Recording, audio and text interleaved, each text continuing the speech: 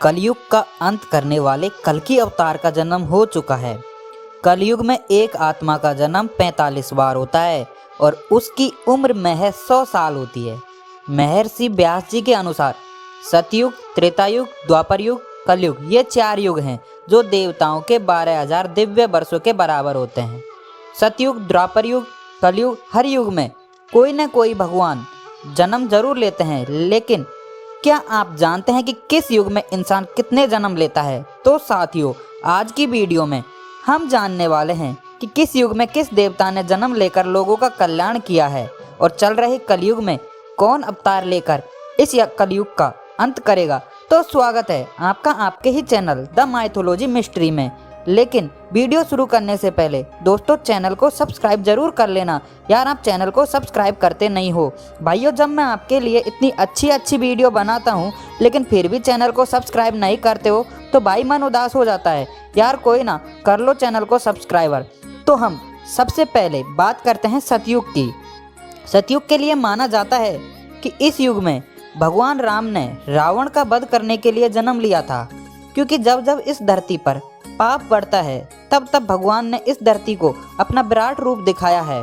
सतयुग में धरती पर आत्माओं का वास हुआ करता था, जिसे वर्ल्ड ऑफ सोल भी कहा जाता है।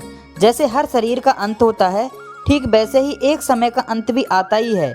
ऐसा माना जाता है कि सतयुग का समय काल 17,28,000 है, जिसमें एक सामान्य युक्ति 1 लाख साल तक ही जी सकता है, जिनका कद 32 फुट लंबा हुआ करता था। इस युग में इंसान अपनी इच्छा अनुसार मर सकता था। अब आते हैं त्रेता युग पर। हिंदू धर्म में श्री राम श्री विष्णु के 10 अवतारों में 7वें अवतार थे, लेकिन यह रहस्य बहुत कम लोगों को मालूम है कि श्री राम की मृत्यु कैसे हुई थी। दरअसल भगवान श्री राम की मृत्यु एक रहस्य है, जिसका उल्लेख सिर्फ पौराणिक धर्म ग्रंथों में ही मिलता है। पद्म पुराण के अनुसार भगवान श्री राम ने सरयू नदी में स्वयं की इच्छा से समाधि ली थी। इस बारे में विभिन्न धर्म ग्रंथों में विस्तार से वर्ण मिलता है। श्री राम द्वारा सरयू में समाधि लेने से पहले माता सीता धरती माता में समा गई थी और इसके बाद ही उन्होंने पवित्र नदी सरयू में समाधि ली। चारों युग में हनुमान जी ही एकमात्र ऐसे भगवान हैं जो अमर हैं। त्रेता युग में भी हनुमान जी ने भीम को चारों युग के बारे में बताया था।